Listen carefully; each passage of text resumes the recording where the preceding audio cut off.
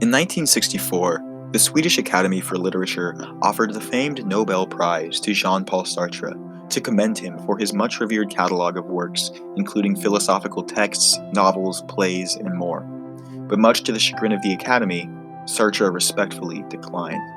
He wrote in an article in the French newspaper La Figaro that he didn't want his works to be associated with institutions of official honors, especially those that weren't fully inclusive of writers of other cultures, ideologies, and ethnicities. Jean-Paul Sartre has always been a controversial figure in the worlds of philosophy and literature, whether it be his radical stances on metaphysics, morality, and religion, or his revolutionary dramas that deconstructed the medium. He certainly made a name for himself as a contentious and dangerous thinker in a time when the entire global system was experiencing a foundational shift. Often considered the father of existentialism, Sartre's influence is undeniable and has its feet in philosophy, literature, film, art, music, and more. This is no more evident than in his seminal novel, Nausea, considered by many to be his most important work of fiction. Nausea hasn't reached the level of notoriety of other works of Sartre's contemporaries like Camus' The Stranger, but its consequence is just as real and its place in history just as concrete.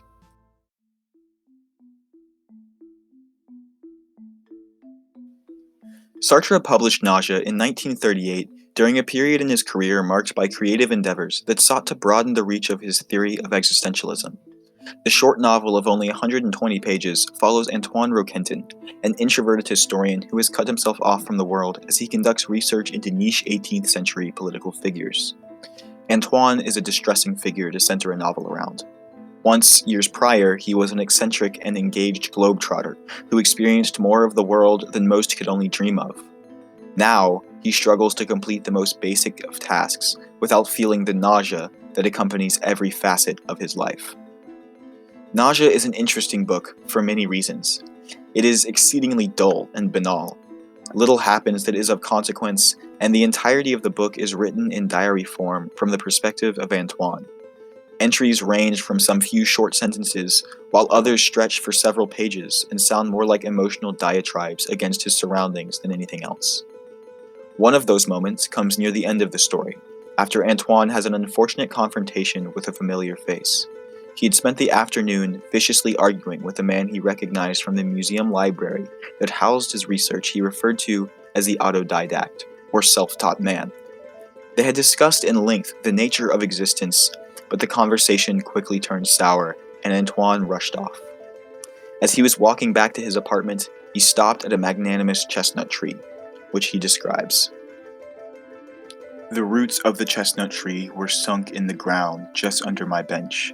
I couldn't remember it was a root anymore. The words had vanished, and with them the significance of their things, their methods of use, and the feeble points of reference which men have traced on their surface. The revelation at the chestnut tree is an intentional mirroring of a religious epiphany, whereby one arrives at the existence of God or some other form of nirvana, not unlike the Bodhi tree where the Buddha first reached enlightenment. But instead of such a positive conclusion, Antoine comes to the understanding, the crucial slogan of Sartre's existentialism found in his lecture Existentialism is a Humanism, that existence precedes essence. This premise denies that there is such a thing as innate meaning or purpose, objectivity or absolutes. For Sartre, this was the radically pragmatic interpretation, but for others, this existentialist realization was deeply unsettling.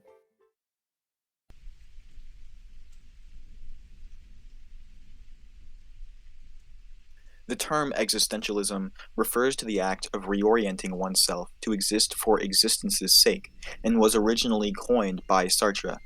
However, the seeds of existentialism can be found in thinkers like Friedrich Nietzsche, who described the liberative power of existential nihilism converging in mankind's ability to create its own meaning and purpose in the world, and Soren Kierkegaard, who diagnosed the world with a similar existential nihilism, but solved it with a leap of faith into Christianity. Sartre built upon those ideas, but added a humanist flair to it that gave it such a fierce bite in the context of Sartre's scholarship. Stephen Kroll of Rice University describes existentialism as an alienating force that separates the essence or utility of an object from itself. He states, As when one repeats a word until it loses meaning, anxiety undermines the taken for granted sense of things. They become absurd. This anxiety is what Antoine experiences sitting at the foot of the chestnut tree. He can no longer recognize the tree as a member of the ecosystem, as brown or green, as large or small, only that the tree exists. This radical separation takes a totalizing, metaphysical form in Sartre's mind that suggests that we must carve out meaning by force. In Sartre's words, humanity is condemned to be free. It's hard to fully express to a modern audience the impact that this idea had on philosophy, literature, and art at the time. Sartre's work came during one of the darkest parts of human history, during the Second World War in a century, the close of the worst economic depression in living memory, and a time of increasing unrest and violence.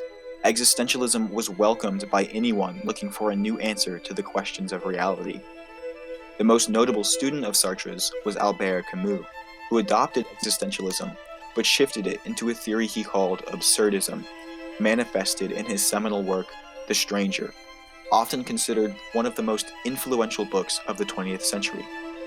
Other works of literature that were openly influenced by Sartre's Nausea include George Orwell's 1984 and Jacques Chirac's On the Road. In the world of visual art, French painter René Magritte became one of the art world's most potent defenders of existentialism. This painting, called The Treachery of Images, wrestles with the disconnect between the object as it is and the essence unjustly put upon it. The caption boldly states in English, "This is not a pipe," suggesting that we ought not conflate the idea or purpose of an object with the object itself, a profoundly existentialist message found in one of the most influential pieces of surrealist art. Sartre's esteemed body of work transcends himself and his contemporaries, forging a legacy in all spheres of modern life. Odds are, whether you realize it or not, you've encountered a work of existentialist art. For many, the existentialist doctrine is a macabre conclusion to make. But for Sartre and his followers, nothing is more liberating than realizing and embracing the existential nature of the universe. For only in doing so can we ever really overcome the nausea.